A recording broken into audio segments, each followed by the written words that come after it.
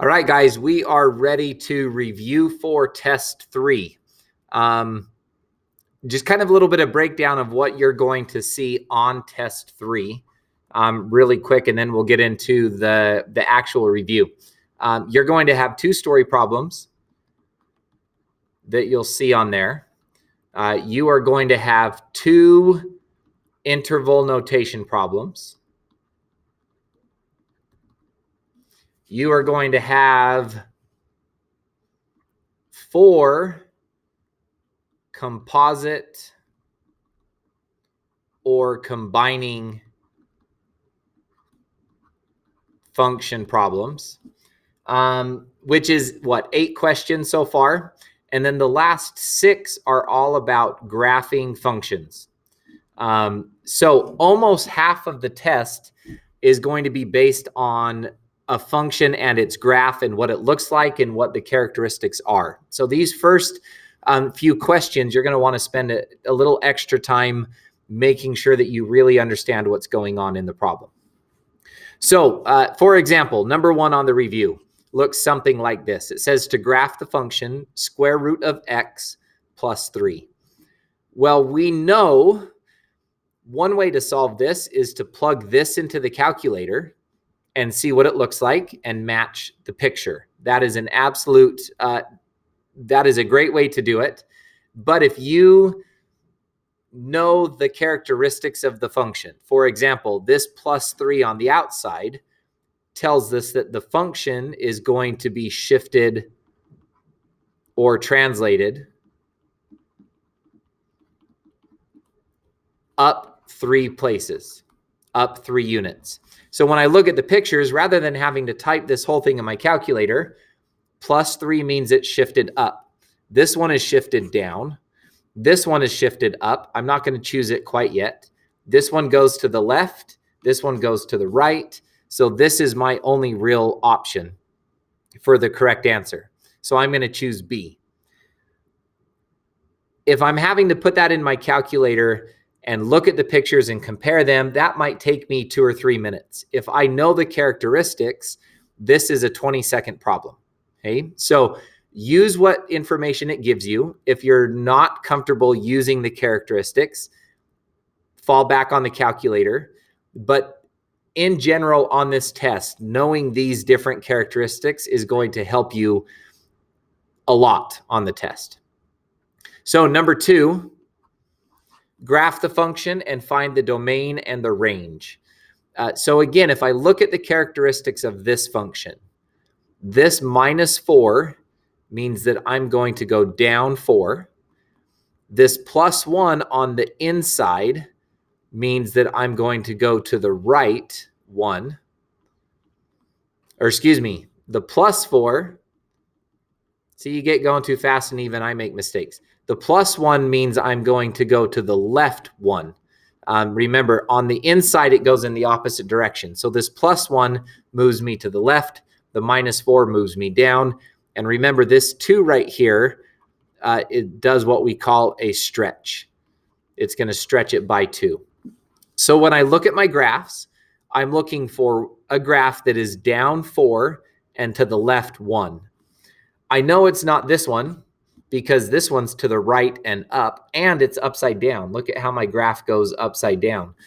This one's also upside down, so it can't be that one. This one does go to the left, but it goes up, so it won't be there, which only leaves me one option, option A right here as the correct answer, because it's to the left and it's down. Now it wants me to find the domain and range, and I'm going to draw this picture just a little bit bigger for our domain and range. So if this is my graph, I'm to the left 1 and I'm down 4. So I'm starting right here, and my graph goes something like this. Okay. Now remember, domain is my x values. So when I look at this graph, my x's are my left and right, and they go to the right. This arrow tells me that they're going to go to the right forever. But going to the left, they stop right here where my graph stops at -1. So my domain never goes lower than -1. So I'm going to say that x is always greater than or equal to -1, because x goes from -1 to the right. If you need help remembering which arrow to use, okay, x goes to the right from -1, so my arrow is going to point to the right. And then for my range, remember, range is my y values, my outputs of the graph. So I'm looking at the up and the down. And this arrow levels out a little bit, but it keeps going to the right, and it's going to keep going up forever. It's never going to stop. But it doesn't go down forever. It stops at this point right here, going down, which is -4. So it's going to go from -4 up forever. So again, I'm going to put y is greater than or equal to -4, because I'm talking about my y values, and they're always bigger than -4. They're going to keep going up and up and up from there. Now on the test, this is normally when we're talking about domain and range, an inequality works great, like this one. Be careful. The question, there's a chance that it could ask you to write your answer in interval notation. And if it wants it in interval notation, x being greater than or equal to -1 means that -1 is my smallest number, and it's going to go up to infinity. Y being greater than or equal to -4, -4 is going to be my smallest number, and it's going to go up to infinity.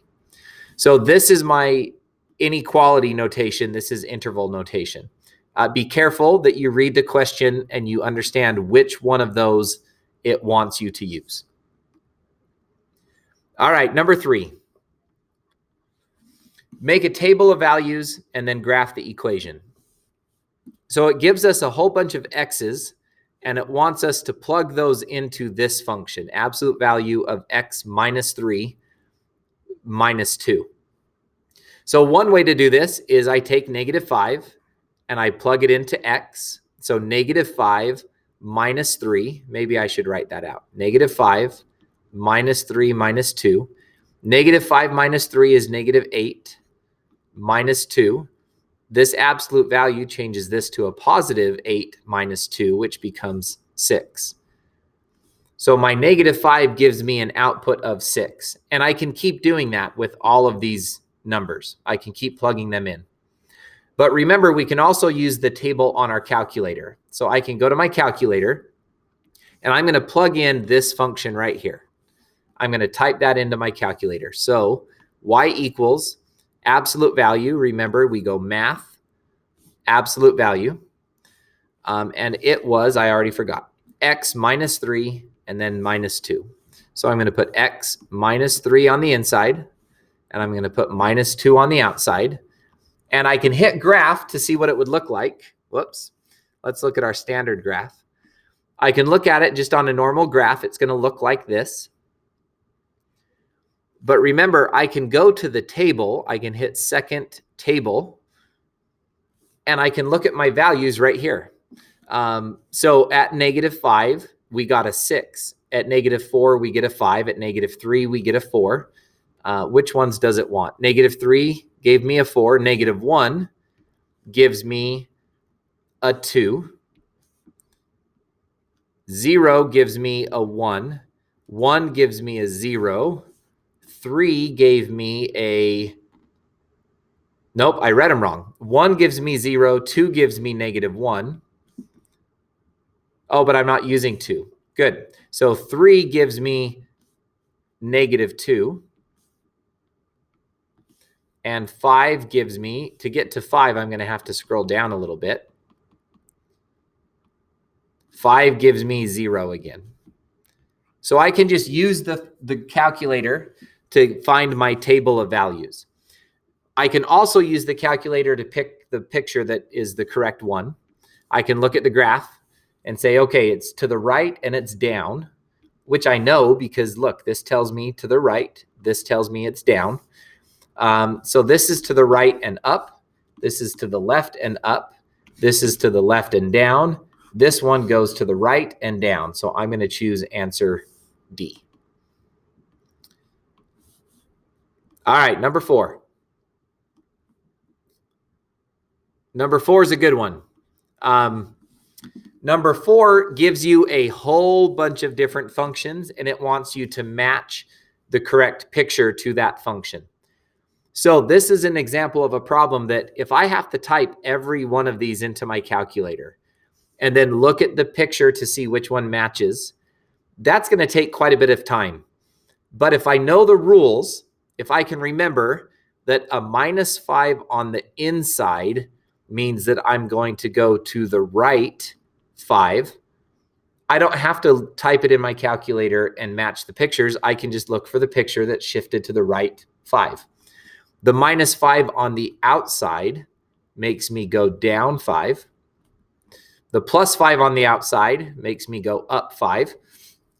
So I'm just going to find the picture that the graph is shifted up 5. The 5 in front of the absolute value, remember, is going to stretch my function. So instead of just being a regular V, it's going to be a lot skinnier. It's going to be stretched out. So I look for the one that is right in the middle. It's just stretched. The negative in front, remember, that flips me upside down. We call that a reflection over the x-axis. So instead of a V, that one's going to be an upside down V. So all I have to do is find the upside down V. The negative on the inside, this is a little bit unique because the negative on the inside, instead of flipping it up and down like this, it flips it left and right. But if I take the letter V and I flip it to the left or the right, it is still the letter V. So this one is going to look the same as the original function. If I have a negative and a 5 in front, that's going to be upside down because of the negative, and the 5 is going to make it stretch. So it's going to be an upside down skinny V. If I have a -5 on the inside, that takes me to the right 5, and the +5 takes me up 5 on the outside. The +5 on the inside takes me left. The -5 on the outside takes me down. So rather than having to type all of these in my calculator, if I know what it's going to do, I can just simply match the picture. Okay. All right, number 5. The adjacent graph is obtained from one of these two graphs. Describe the transformation and give the equation. So first thing it wants to know, is this an absolute value function or a square root function? Well, I know that absolute value functions look like V's and square root functions look like this, half a parabola. This one is clearly a V. So this one is an absolute value function, but it's not the normal absolute value. It's been shifted.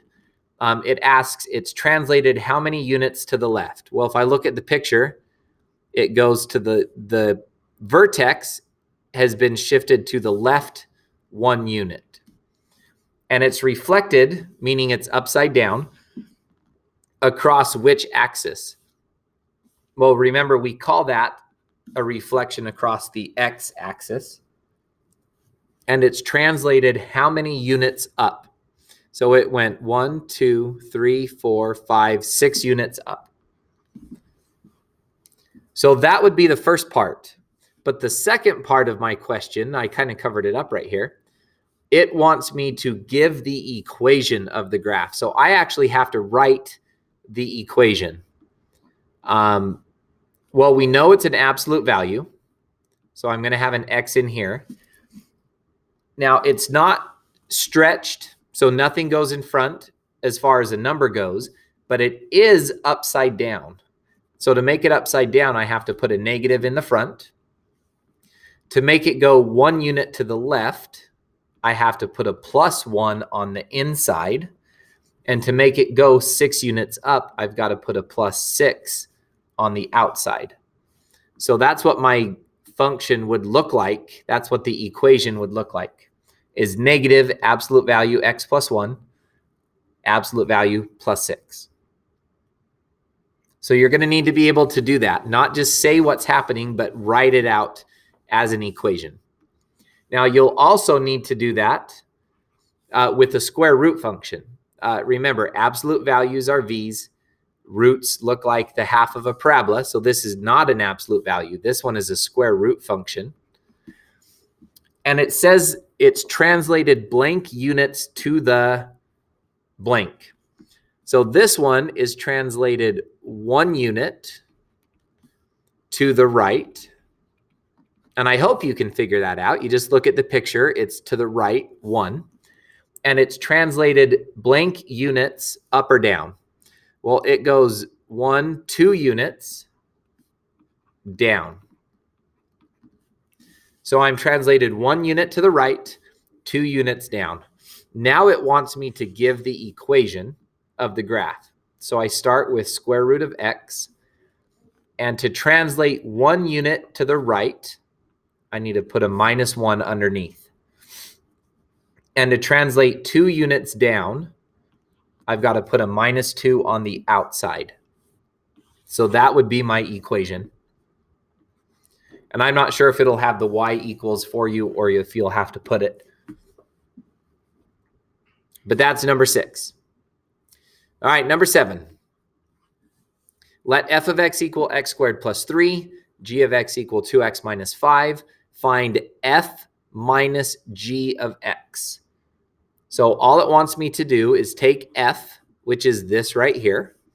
So x squared plus 3. And then it wants me to minus the g function, which is this one. But I'm going to be careful and make sure I put that in parentheses. So x squared plus 3 minus 2x minus 5.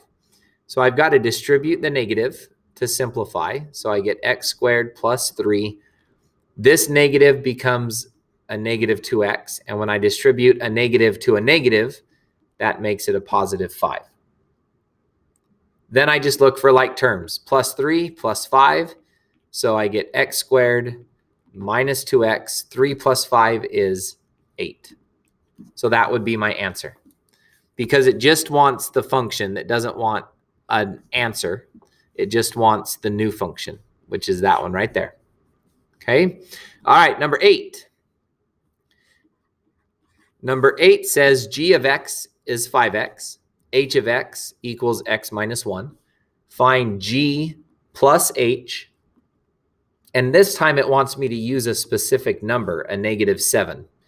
So the first thing I need to do is take g, which is right here, 5x. And then I need to add h, which is this. And the nice thing about when I add, I don't need parentheses. So 5x plus x minus 1. Combine those two together, 6x minus 1. But I'm not done because it wants me to plug in a number. Remember, if I have g plus h of x, that just means this right here. But it wants me to use a specific x. It wants me to change the x and replace it with a negative 7. So this becomes 6 times negative 7 minus 1, which is negative 42 minus 1, which is negative 43. So make sure you're comfortable plugging in those numbers. Number 9. Let f of x equal x squared plus 8 and h of x equal x plus 4. Find the value of the following composite function. F of h of negative 6. Remember, that doesn't mean multiply. So it wants me to take negative 6 and it wants me to plug it into h. So here's h right here. So x plus 4, I'm going to plug in a negative 6 for my x value, and I get a negative 2. Now I need to take that answer and I need to plug it into f, which is this function. So x squared plus 8, but I need to plug in the negative 2. Now, be really careful. If you put negative 2 squared plus 8 in your calculator, you're going to get the answer wrong. You need to be careful that you put the negative 2 in parentheses if you're going to use the calculator. -2 squared, a negative times a negative is a positive. 2 times 2 is 4. 4 plus 8 gives me 12. So be careful if you're using your calculator to help you solve the end that you put your x part in parentheses. Okay, number 10. Same idea. G of x equals 2x plus 3. H of x equals x plus 6. But this time, it wants us to find h of g of x. So I'm not plugging in a specific number. I'm just plugging x in, which means all I have to do is take the g function and plug it into the h function.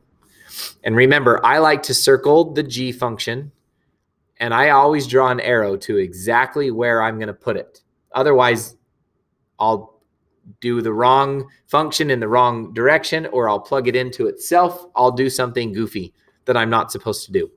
So I'm plugging g into h. So instead of an x, I put 2x plus 3, and then I have a plus 6. So that's 2x plus 9. And that would be my answer. All right, number 11.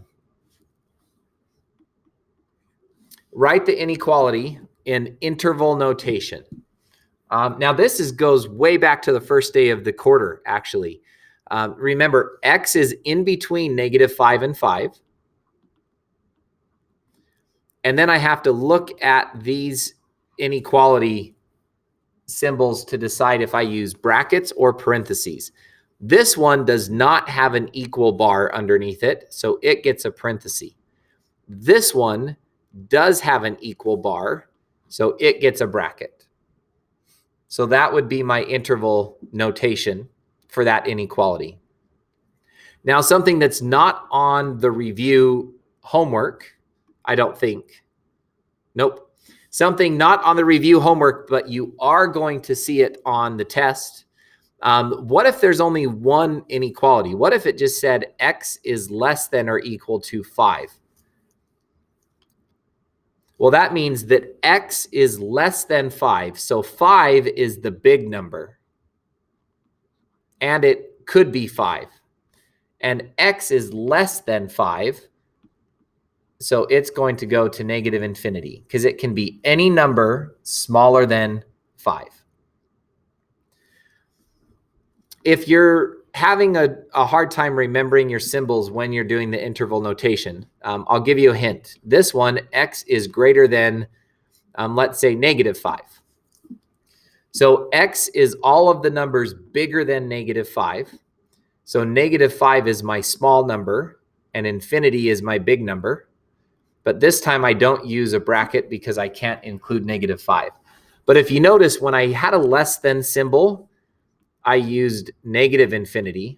When I have a greater than symbol, I use positive infinity because it's going to go up and be positive in that direction forever.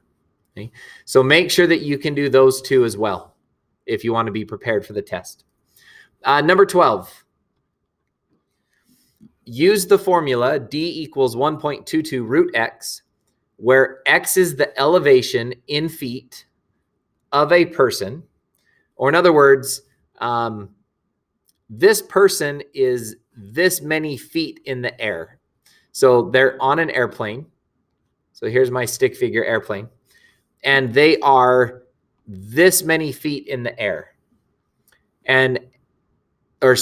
D represents, this is our feet. X is the feet in the air. D represents how far we can see. The X represents our height, how high we are in the air. So it says how many miles a person can see from an airliner if it is 10,609 feet in the air. Well, this is a really simple story problem. It gives me the feet. I plug them in for my X, and I get an answer. So 1.22 square root X becomes 1.22 square root 10,609. So let's plug that in to our calculator. 1.22 second square root 10,000, and I forgot. 609. And I get 125.66.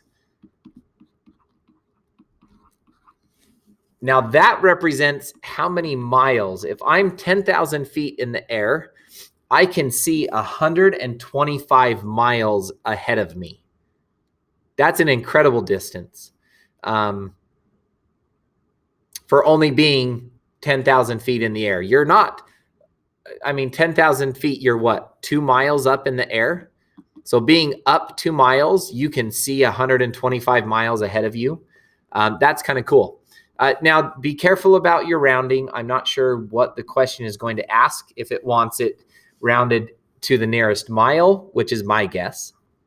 But be careful that you round it correctly. All right, last question. A baseball is hit into the air, and its height, h, in feet after t seconds is given by h of t equals this equation. So t represents time or number of seconds, and this value is going to represent how high the baseball is. Okay, so question part A says, what is the height of the baseball when it is hit? So right when the baseball gets hit, how high off the ground is it? Well, what we need to think about is, to figure out the height, we have to know the time. Well, right when the baseball gets hit, time is equal to 0. That's the moment that we start. So if I plug a 0 in, I end up with 0 plus 0 plus 4. So for part A, my answer would be 4 feet. It's 4 feet off the ground, which is pretty high for a baseball to get hit. That's high to hit the baseball, but that's high in the air for the bat to be connecting to the ball. Part B, after how many seconds does the baseball reach its maximum height? And what is the maximum height? So basically, our baseball is doing this. It's going up and it's coming down. And we want to know, what is this value right here? What is that maximum height? And how many seconds does it take to get to that maximum height? Now, the easiest way to do this, and you may have not done this since probably 8th grade, I go to my y equals, and I'm going to put this in as a function. Here's my y, and instead of t, I'm going to use x's. Okay, so I put in -16 x squared plus 64x plus 4. And if I hit graph, it's going to give me a picture of what my baseball's doing, which is kind of hard to see because it looks like the baseball is going up, up, up, up, up, and then we can't see what happens. And then baseball comes back down. Well, the part that we can't see, that's the part that I'm interested in. So I'm going to go to my window, and remember, x is my time, and I don't really care about when the time is less than 0. So I'm going to make that 0. My y minimum, remember your y value is how high the baseball is. Well, I don't care about when the baseball's below ground. That's not going to happen. But I do care about how high the baseball goes. So I need to make my maximum y value bigger. So we're going to go with, let's start with 150. And hit graph. And let's see if, oh, that works. We can see the top of the baseball, right? So the baseball is going up, up, up, and then it starts coming back down as time goes on. So what it's asking for is this point right here, okay? It's asking for this point on the graph. It wants the time and the height. So one way to do it is to trace and to try and get really close to that point using the trace button, which might work unless your number's a funny number. Because if I get up here, it looks like my height is kind of hovering around 68, but I don't know exactly when it hits 68 because my x values are changing a lot. So I could guess that X is 2 and Y is 68. So I think that my X is 2 and my Y is 68. But there's another way to find the maximum. If I go up here on the trace button, above it in blue, it says CALC. That stands for calculate. So if I hit second trace, it gives me this menu. And one of the options says maximum. So if I go down to maximum and hit enter, it gives me some instructions at the bottom. Left bound. So what it wants to know, and we need to be careful of, is some functions, not this one. This function, it goes up and it comes down. But there's some functions that make a different picture.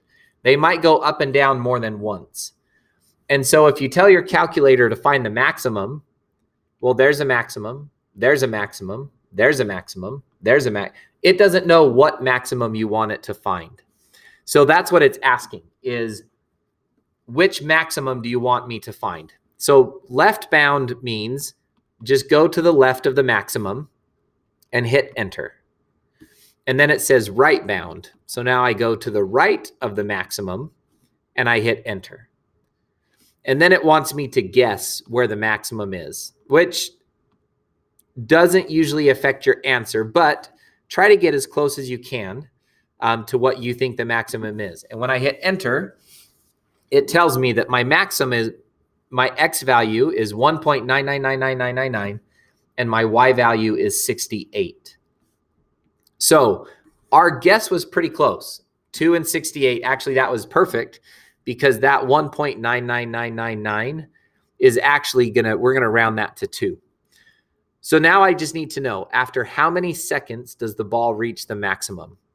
Well, which one of these is the seconds is what it's asking. And I hope that you don't mix them up, because 2 is the time that the ball takes to reach the maximum height. And part C asks for the maximum height, which is 68.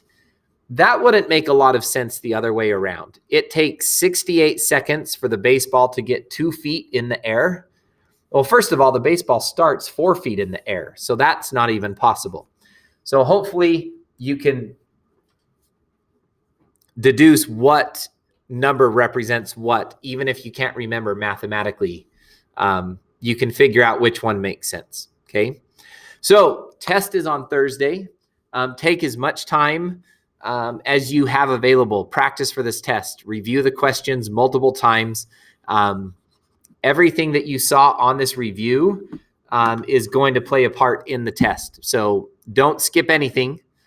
Make sure that you try them all. Make sure that you're good at all of them. If you have any questions or problems, come see me.